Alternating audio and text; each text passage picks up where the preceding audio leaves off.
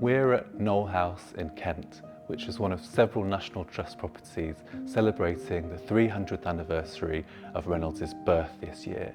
And it's a great opportunity to share with visitors what was special about Reynolds in his own lifetime and why he's so rewarding to look at in the present day.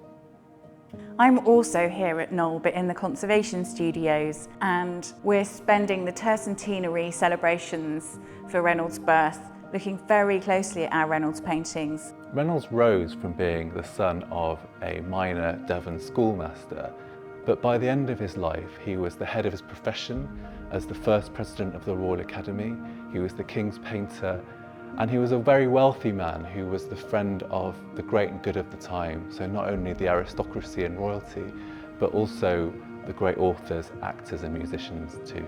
But the paintings remain over time very important to their collections, and restorers who looked after them subsequently paid much more attention to the lights, which were easier to clean and tended to leave the darks untouched. So it really throws them out of balance over time, and that's something that we've been able to rectify. And you can really see that with Teresa Robinson here. And in contrast, of course, the Duke of Dorset is before conservation, so that's yet to come. So what made Reynolds so distinctive and ultimately incredibly successful was his willingness to innovate. He increasingly began to experiment to try and work out what the secret of the old masters was.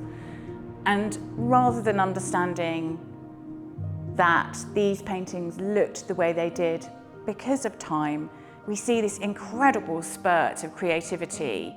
And the legacy of that for conservators today is some challenges in the way his works appear, but also how they've been treated in the past. Our paintings are often in their original frames, and what's been exciting this week is that we've unframed the Duke of Dorset and discovered a really well-preserved, unfaded area of paint here. We don't know exactly what this means yet, but it's going to be a real focus of interest. What's special about the National Trust collections of Reynolds' paintings is that they're very often seen in their original 18th century positions. And that allows us not only to see them how they were seen in the 18th century, but also allows us to draw connections between Reynolds and the people who bought them.